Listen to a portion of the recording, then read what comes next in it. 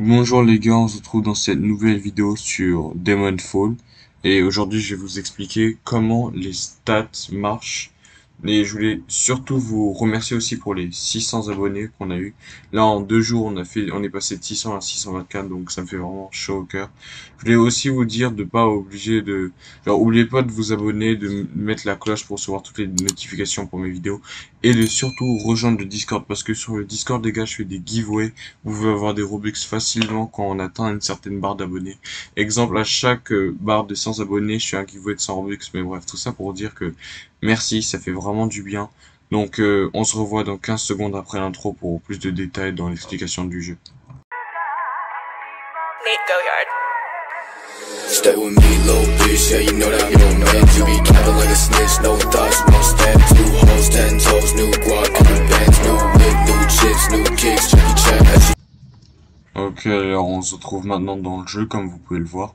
Avant de, bon, pas officiellement démarrer la vidéo, mais avant de rentrer dans le sujet des stats, je voudrais rapidement vous montrer des trucs, vous parler de ce que j'ai actuellement. Donc, comparé aux autres vidéos, là, je viens d'avoir mon katana Goku.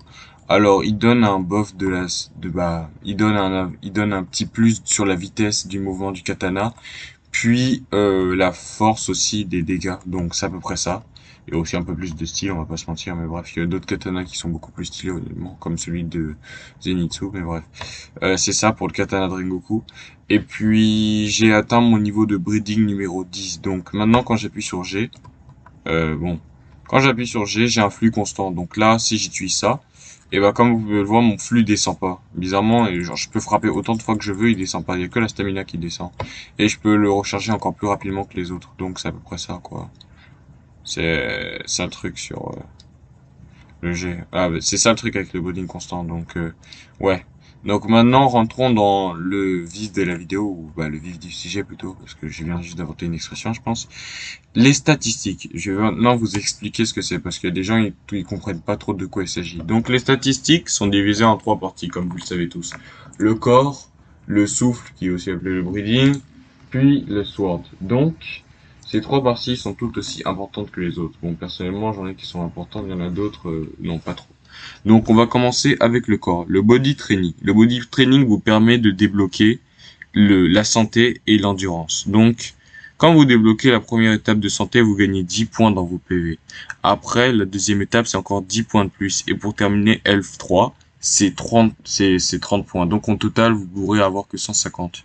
Après, l'endurance, donc je me suis mis une endurance, c'est un peu comme les PV, c'est 10 points d'endurance, 10 autres points et 30 points. Donc, au total, c'est 150 dans l'endurance et 150 dans les PV, dépendamment de votre niveau. Après, juste ici, on a Seed of the World. Donc, on peut dire que c'est Byakugan de Demon Slayer, mais sans vraiment voir tous les points vitaux et tout le tralala. Donc, c'est un peu comme l'acquis d'observation, mais sans éviter les coups. Donc, vous pouvez voir à peu près tout le monde sur un certain rayon, et vous pouvez aussi voir leur PV. Donc, c'est ça. Pour avoir ça, vous êtes obligé d'avoir Endurance, Elf, et pour pouvoir avoir Seed of the World. Faut pas avoir un des deux, faut avoir les deux, il paraît. Ici, double jump. Donc double jump, vous savez que c'est bon, vous sautez 2 fois de suite. Honnêtement, c'est assez utile pour moi dans les montagnes parce que la technique où je saute de mur en mur, elle marche pas des fois et je perds des PV. Dash Mastery. Donc le Dash Mastery, c'est pour bon dasher comme un putain de Zoldyck, on va dire. Ouais, je suis un assassin. Ou non, j'essaie juste dasher rapidement, quoi, un truc comme ça. Fall. Donc là, vous voyez quand vous tombez des murs ultra hauts ou des trucs comme ça. Exemple. Ok, bon, ouais, c'était pas assez haut. Bah ça, les gars, ça réduit vos dégâts de chute, en tout cas, faites un faute. Après, Steel Tomahawk. Donc ça, les gars, comme vous pouvez voir, vous avez une barre de nourriture. Bah là, ça réduit la barre de nourriture, ou je devrais plutôt dire que, genre, vous avez pas trop besoin de manger. En fait, c'est un peu plus facile pour vous de ne pas manger. Voilà. Genre, si des fois, il y a des clans qui ont ces talents directement, exemple celui de Inosuke, je pense qu'il a le talent d'avoir cette capacité-là. Et puis, celui des Imejima aussi. Bon, pas Imejima, mais celui du pilier du vent. Il a aussi le style Tomahawk directement quand il commence le jeu. Bref. Et pour finir, Bravery. Bravery, c'est quand vous faites tuer. Bon, pas grip, mais vous êtes KO sur le sol. Vous pouvez vous relever plus rapidement. Donc, c'est ça, quoi. Après, le breeding. Donc, le breeding, c'est vos techniques, vos mouvements. Vous connaissez tout ça, dépendamment du souffle que vous avez choisi Donc moi j'ai choisi le feu, j'ai accès à... Bah, perso j'aime plus trop mon breeding, je regrette. Puis pour finir, Sword, donc les Sword Munchie. Donc vous pouvez avoir Shoulder Bash et Lunge si vous êtes un Tomioka dès le commencement du jeu. Je regrette tellement ce clan.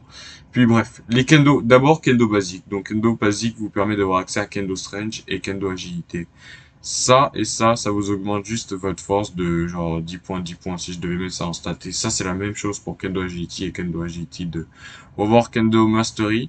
Kendo Mastery, les gars, vous donne 2 moves et vous donne littéralement un moveset complet de genre d'attaque avec le Kendo. Donc, c'est une maîtrise à l'épée un peu plus en évolué. Donc, vous avez 2 mouvements ultra stylés d'épée. Et je vais pas vous mentir, les gars, quand j'ai commencé le jeu, quand j'avais Tomioka, genre juste avec lunge et shoulder bash que j'utilisais correctement avec genre comment dire ça, que j'utilisais bien avec genre avec mon perso en tout cas, bah c'était plus fort qu'un simple breeding de niveau 1. Honnêtement, le sword c'est pas mal. Là honnêtement, j'ai voulu tester body, mais je regrette. Genre je pense que si j'avais encore mon ancien compte, j'aurais préféré l'utiliser. Et je pense que j'ai dû oublier un truc.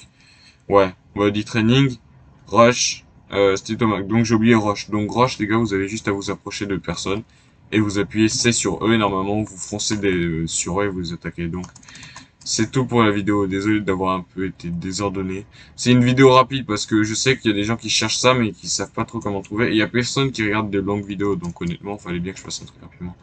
Donc, comme je vais le redire, n'oubliez pas de vous abonner à la chaîne, les gars, ça fait plaisir. De rejoindre le Discord qui est dans la description, si vous voulez participer à mes events, ou en tout cas voir toutes mes premières vidéos d'un coup.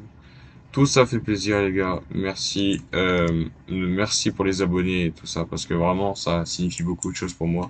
Puis, on se dit au revoir pour une prochaine vidéo. Bye, les gars.